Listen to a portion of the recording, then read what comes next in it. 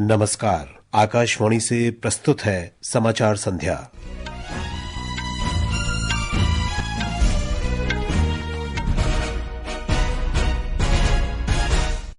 सरकार ने कम मूल्य के भीम यूपीआई लेन देन को बढ़ावा देने के लिए प्रोत्साहन योजना को मंजूरी दी। असम के नामरूप में उर्वरक संयंत्र स्थापित करने के लिए 10,600 करोड़ रुपए से अधिक की परियोजना को भी स्वीकृति दी। केंद्र ने डेयरी विकास और पशुधन क्षेत्र के विकास के लिए कार्यक्रमों के आवंटन में वृद्धि की। स्वास्थ्य मंत्री जेपी नड्डा ने कहा, सरकार अगले 2 वर्षों में 10,000 नए जन औषधि केंद्र खोलेगी। सरकार ने चंडीगढ़ में पंजाब के किसानों के साथ बैठक की। अगली बैठक 4 मई को होगी। और स्विस ओपन बैडमिंटन टूर्नामेंट में किदाम्बी श्रीकांत सहित 4 भारतीय खिलाड़ी सिंगल्स प्री क्वार्टर फाइनल में पहुंचे। समाचार संध्या के साथ मैं विशाल शर्मा। सरकार ने कम मूल्य के भीम यूपीआई लेन देन को बढ़ावा देने के लिए आज एक प्रोत्साहन योजना को स्वीकृति दी। नई दिल्ली में मंत्रिमंडल की बैठक के बाद सूचना और प्रसारण मंत्री अश्विनी वैष्णव ने कहा कि इस योजना में छोटे व्यापारियों को 2,000 रुपए तक के लेन देन के लिए प्रति लेन देन मूल्य पर 0.15% की दर से प्रोत्साहन प्रदान किया जाएगा। 1,500 करोड़ रुपीस की ये स्कीम है and as per this scheme जो स्मॉल मर्चेंट्स के पेमेंट्स होंगे अप टू 2,000 रुपीज, उसमें कोई ट्रांजैक्शन की कॉस्ट नहीं लगेगी और उनको इंसेंटिव दिया जाएगा। और इसमें जो रिजर्व बैंक ऑफ इंडिया की जो स्टैंडर्ड डेफिनेशंस हैं वो सारी की सारी एप्लीकेबल होगी। सरकार ने असम के नामरूप में Brahmaputra valley fertiliser corporation limited के वर्तमान परिसर में एक नया brownfield ammonia urea complex Namrup 4 उर्वरक संयंत्र स्थापित करने का निर्णय लिया है। श्री वैष्णव ने कहा कि संयंत्र की वार्षिक क्षमता 12,70,000 मीट्रिक टन यूरिया उत्पादन की होगी। उन्होंने परियोजना से देश में घरेलू यूरिया उत्पादन में वृद्धि की बात कही और ये यूरिया की बढ़ती मांग को भी पूरा करेगी। नामरूप 4 फर्टिलाइजर प्लांट के नाम से ये नया प्रोजेक्ट है और इस प्रोजेक्ट में एक जॉइंट वेंचर बनेगा जो कि government of Assam, BVFCL, HURL और NFL और ऑयल इंडिया लिमिटेड, इन सब का एक जॉइंट वेंचर बनके 10,600 करोड़ रुपीस के टोटल इन्वेस्टमेंट से इस प्रोजेक्ट में यूरिया की मैन्युफैक्चरिंग होगी। सरकार ने पशुधन क्षेत्र में वृद्धि को प्रोत्साहन देने के लिए संशोधित राष्ट्रीय गोकुल मिशन को भी स्वीकृति दी है। संशोधित राष्ट्रीय गोकुल मिशन का कार्यान्वयन 1,000 करोड़ रुपए के अतिरिक्त परिव्यय के साथ किया जा रहा है। श्री वैष्णव ने कहा कि योजना से दुग्ध उत्पादन और उत्पादकता को काफी प्रोत्साहन मिलेगा और इससे किसानों की आय में भी वृद्धि होगी। राष्ट्रीय गोकुल मिशन 3,400 करोड़ का, इसमें बेसिकली कैसे हम मिल्क प्रोडक्शन की प्रोडक्टिविटी बढ़ाएं उसके ऊपर काम किया गया है। इसमें आर्टिफिशियल इंसेमिनेशन और इन विट्रो फर्टिलाइजेशन, इन दोनों पे काम करना है। इंसेमिनेशन के पूरे इंफ्रास्ट्रक्चर को, पूरे नेटवर्क को कैसे बढ़ाना, उस पर बहुत बड़ा जोर दिया जाएगा जिससे कि किसानों को अपने गाँव में ही या गाँव के आसपास ही सबसे जितनी हो सके सुविधाएं मिल सके। मंत्रिमंडल ने डेयरी विकास के लिए संशोधित राष्ट्रीय कार्यक्रम को भी मंजूरी दी। श्री वैष्णव ने कहा कि ये पहल डेयरी बुनियादी ढांचे के आधुनिकीकरण और विस्तार पर केंद्रित है। इससे डेयरी क्षेत्र की निरंतर वृद्धि और उत्पादकता सुनिश्चित होती है। मंत्रिमंडल की आर्थिक कार्य समिति ने महाराष्ट्र में JNPA बंदरगाह से चौक तक 6 लेन वाले ग्रीनफील्ड राजमार्ग के निर्माण को स्वीकृति दे दी है। श्री वैष्णव ने कहा कि 4,500 करोड़ रुपए की लागत वाली ये परियोजना JNPA पोर्ट और नवी मुंबई अंतर्राष्ट्रीय हवाई अड्डे को जोड़कर लॉजिस्टिक दक्षता में सुधार के लिए बनाई गई है। ये समाचार आकाशवाणी से प्रसारित किए जा रहे हैं। ताजा समाचार जानने के लिए आप हमारे social media handle X@AIR News Hindi को फॉलो कर सकते हैं। समाचार संध्या में आपका फिर स्वागत है। स्वास्थ्य मंत्री जगत प्रकाश नड्डा ने कहा है कि देश भर में 15,000 जनऔषधि केंद्र हैं और सरकार ने अगले 2 वर्ष में 10,000 नए केंद्र खोलने का निर्णय लिया है। स्वास्थ्य मंत्रालय के कामकाज पर राज्यसभा में चर्चा का उत्तर देते हुए श्री नड्डा ने कहा कि इन केंद्रों में बहुत सस्ती दवाएं उपलब्ध होने के कारण अब तक रोगियों के 30,000 करोड़ रुपए की बचत हुई है। स्वास्थ्य मंत्री ने कहा है कि वर्ष 2017 में प्रस्तुत की गई स्वास्थ्य नीति एक व्यापक नीति है। गृह मंत्री अमित शाह ने राज्यसभा में गृह मंत्रालय के कामकाज पर चर्चा के दौरान तृणमूल कांग्रेस के साकेत गोखले द्वारा केंद्रीय अन्वेषण ब्यूरो सीबीआई का विषय उठाने पर आपत्ति व्यक्त की। सीबीआई और बाकी सारी एजेंसियों के नाम जो वो बोलना चाहते होंगे, एक भी गृह विभाग में नहीं। उनको सिर्फ गृह विभाग की बारे में चर्चा करना चाहिए। मेरा एक technical objection, number of case जो वो सीबीआई के कह रहे हैं वो माननीय सुप्रीम कोर्ट के और माननीय हाई कोर्ट के ऑर्डर से चुनावी हिंसा के लिए रजिस्टर किए गए केस है। एक भी सीबीआई स्पेशल कोर्ट आज बंगाल में नहीं है। सदन के नेता जगत प्रकाश नड्डा ने श्री गोखले को भाजपा के खिलाफ की गई अपनी टिप्पणी वापस लेने की मांग की। अल्पसंख्यक कार्य मंत्री किरेन रिजिजू ने कहा है कि सरकार विभिन्न योजनाओं और प्रोत्साहन के माध्यम से अल्पसंख्यक समुदायों सहित सभी समुदायों की सामाजिक आर्थिक स्थिति में सुधार करने का प्रयास कर रही है। लोकसभा में श्री रिजिजू ने कहा कि उनका मंत्रालय अल्पसंख्यक समुदायों के सामाजिक आर्थिक और शैक्षिक सशक्तिकरण के लिए देश भर में विभिन्न योजनाओं को लागू करता है। इलेक्ट्रॉनिक्स और आईटी मंत्री अश्विनी वैष्णव ने आज कहा कि सरकार ऑनलाइन गेमिंग से होने वाले जोखिमों और लत जैसे संभावित नुकसानों से अवगत है। लोकसभा में उन्होंने बताया कि केंद्र की नीतियों का उद्देश्य अपने उपयोगकर्ताओं के लिए एक खुला, सुरक्षित, विश्वसनीय और जवाबदेह इंटरनेट सुनिश्चित करना है।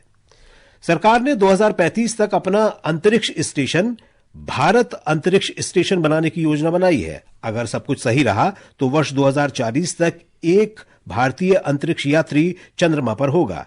प्रधानमंत्री कार्यालय में राज्य मंत्री जितेंद्र सिंह ने आज लोकसभा में कहा कि चंद्रयान 4 को 2 प्रक्षेपण यानों के जरिए प्रक्षेपित किया जाएगा। चंद्रयान एक पहला ऐसा हमारा मिशन रहेगा जो 2 लॉन्च व्हीकल्स से छोड़ा जाएगा। उसके 5 कंपोनेंट रहेंगे, 3 एक तरफ, 2 एक तरफ, और डॉकिंग अनडॉकिंग जिसकी थोड़ा बहुत अनुभव स्पेसएक्स से भी हुआ है, उसको बार बार करके और अधिक अनुभव और क्षमता हासिल करने का प्रयास रहेगा। श्री सिंह ने कहा कि इस साल के अंत तक एक महिला रोबोट के साथ गगनयान की परीक्षण उड़ान शुरू की जाएगी। राष्ट्रपति द्रौपदी मुर्मू ने कहा है कि एआई दुनिया में बड़ा बदलाव ला रही है और पत्रकारिता सहित कई क्षेत्रों में नए अवसर तथा नई चुनौतियां पैदा कर रही है। नई दिल्ली में रामनाथ गोयनका पत्रकारिता उत्कृष्टता पुरस्कार समारोह में उन्होंने डीप फेक और एआई के दुरुपयोग के खतरे के बारे में सभी नागरिकों को संवेदनशील बनाने की तत्काल आवश्यकता पर बल दिया। प्रधानमंत्री नरेंद्र मोदी ने आज नई दिल्ली में bill and Melinda Gates foundation के संस्थापक बिल गेट्स से भेंट की। उन्होंने श्री गेट्स के साथ आने वाली पीढ़ियों के लिए बेहतर भविष्य बनाने पर ध्यान केंद्रित करते हुए प्रौद्योगिकी, नवाचार और स्थिरता सहित कई मुद्दों पर चर्चा की। ये समाचार हमारी वेबसाइट www.newsonair.gov.in और हमारे न्यूज ऑन एआईआर ऐप पर भी उपलब्ध हैं। पंजाब के किसान और केंद्र तथा राज्य सरकार के प्रतिनिधिमंडल के बीच तीसरे दौर की वार्ता आज चंडीगढ़ में सकारात्मक रूप से संपन्न हुई। कृषि मंत्री शिवराज सिंह चौहान ने कहा कि किसानों का हित सरकार के लिए सर्वोपरि है और वो उनके कल्याण के मुद्दों को हल करने के लिए नियमित नीतिगत हस्तक्षेप कर रही है। बहुत सद्भावपूर्ण वातावरण में उद्देश्यपूर्ण और सकारात्मक चर्चा हुई है। चर्चा जारी रहेगी। अगली बैठक 4 मई को होगी। 3 घंटे से अधिक चली चर्चा में किसानों की मांगों के विभिन्न कानूनी, आर्थिक और अन्य आयामों पर चर्चा की गई। राष्ट्रीय अन्वेषण अभिकरण ने आज जम्मू में 12 स्थानों पर छापेमारी की। ये छापेमारी लश्कर ए तैयबा और जैश ए मोहम्मद प्रतिबंधित आतंकी संगठनों की नवगठित शाखाओं और सहयोगियों से जुड़े सदस्यों के घरों में की गई। इस दौरान आतंकियों की कई आपत्तिजनक सामग्री जब्त की गई। इन संगठनों के समर्थकों और कार्यकर्ताओं के परिसरों की भी तलाशी ली गई। महाराष्ट्र के मुख्यमंत्री देवेंद्र फडणवीस ने कहा है कि नागपुर हिंसा के अपराधियों के विरुद्ध कड़ी कार्रवाई की जाएगी। विधानसभा में श्री फडणवीस ने कहा कि जांच जारी है और अभी तक कोई निष्कर्ष नहीं निकला है। उन्होंने कहा कि हिंसा भड़काने के लिए धार्मिक ग्रंथ को जलाने की अफवाह जानबूझकर फैलाई गई। विदेश मंत्रालय ने आज गजा की स्थिति पर चिंता व्यक्त की। मंत्रालय ने सभी बंधकों की रिहाई पर बल दिया और कहा कि गजा के लोगों को मानवीय सहायता की आपूर्ति जारी रखी जानी चाहिए।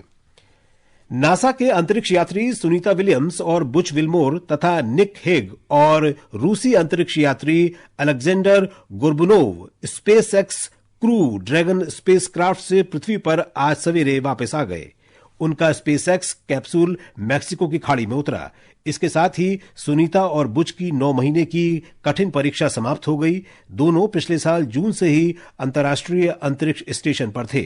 निक और अलेक्जेंडर को सितंबर 2024 में ड्रैगन अंतरिक्ष यान से अंतरिक्ष स्टेशन भेजा गया था। राष्ट्रपति द्रौपदी मुर्मू और प्रधानमंत्री नरेंद्र मोदी ने स्पेस एक्स के क्रू 9 मिशन के धरती पर सुरक्षित वापसी के लिए नासा की पूरी टीम को बधाई दी है। उधर गुजरात के महिसाणा जिले के झुलासन गांव के निवासी और सुनीता विलियम्स के परिवार के सदस्य आज उनकी धरती पर सुरक्षित वापसी का जश्न मना रहे हैं। सुनीता विलियम्स के पैतृक गांव झुलासन में उनके परिवार के सदस्यों और पड़ोसियों ने यज्ञ और प्रार्थना सभाओं सहित कई कार्यक्रमों का आयोजन किया था। बंबई शेयर बाजार का संवेदी सूचकांक आज 148 अंक बढ़कर 75,449 पर बंद हुआ। निफ्टी भी 73 अंक बढ़कर 22,908 दर्ज हुआ। भारतीय प्रतिभूति और विनिमय बोर्ड सेबी ने बिना दावे की वित्तीय परिसंपत्तियों के मुद्दे को हल करने के लिए डिजिलॉकर के साथ भागीदारी की है। ये पहल निवेशकों को डिजिलॉकर के माध्यम से अपने डीमैट और म्यूचुअल एंड होल्डिंग्स की जानकारी संग्रहित करने और उस तक पहुंचने में सक्षम बनाती है। इस पहल के माध्यम से सेबी और डिजिलॉकर निवेशक सुरक्षा को बढ़ाने के लिए प्रतिबद्ध हैं। रक्षा मंत्री राजनाथ सिंह ने आज नई दिल्ली में मेजर बॉब खाथिंग स्मारक समारोह के 5वें संस्करण में मेजर खाथिंग को भारत का महान सपूत बताया। चाहे युद्ध के मैदान में अपना शौर्य दिखाना हो या डिप्लोमेसी के क्षेत्र में अपना कौशल दिखाना हो, मेजर बॉब खाथिंग ने अपने कार्यों से भारत के इतिहास पर अपनी अमिट छाप छोड़ी है। यह मेजर खाथिंग के ही डिप्लोमेटिक स्किल का परिणाम था जिसने तवांग को भारत का अटूट हिस्सा बनाया। न सिर्फ तवांग बल्कि पूरे नॉर्थ ईस्ट रीजन को इंटीग्रेट, डेवलप और रीबिल्ड करने में उनका बहुत बड़ा योगदान रहा है। और अब खेल खबरें। स्विस ओपन बैडमिंटन टूर्नामेंट के पुरुष सिंगल्स के श्रीकांत और Shankar Subramaniam pre quarter final में पहुंच गए हैं। महिला सिंगल्स में अनुपमा उपाध्याय और ईशा रानी बरुआ प्री क्वार्टर फाइनल में पहुंच गई हैं। महिला डबल्स में त्रिशा जॉली और Gayatri Gopichand pre quarter final में पहुंच गए हैं। इंग्लैंड में कबड्डी विश्व कप में भारतीय महिला टीम ने पोलैंड को 104 के मुकाबले 15 से हरा दिया। भारतीय पुरुष टीम का मुकाबला हांगकांग से जारी है। ताजा समाचार मिलने तक भारत 59-15 से आगे है। और अब अंत में मुख्य समाचार एक बार फिर। सरकार ने कम मूल्य के भीम यूपीआई लेन देन को बढ़ावा देने के लिए प्रोत्साहन योजना को मंजूरी दी। असम के नामरूप में उर्वरक संयंत्र स्थापित करने के लिए 10,600 करोड़ रुपए से अधिक की परियोजना को भी स्वीकृति दी। केंद्र ने डेयरी विकास और पशुधन क्षेत्र के विकास के लिए कार्यक्रमों के आवंटन में वृद्धि की। स्वास्थ्य मंत्री जेपी नड्डा ने कहा, सरकार अगले 2 वर्षों में 10,000 नए जनऔषधि केंद्र खोलेगी। सरकार ने चंडीगढ़ में पंजाब के किसानों के साथ बैठक की। अगली बैठक 4 मई को होगी। और स्विस ओपन बैडमिंटन टूर्नामेंट में किदाम्बी श्रीकांत सहित 4 भारतीय खिलाड़ी सिंगल्स प्री क्वार्टर फाइनल में पहुंचे। इसके साथ ही समाचार संध्या का ये अंक समाप्त हुआ। नमस्कार।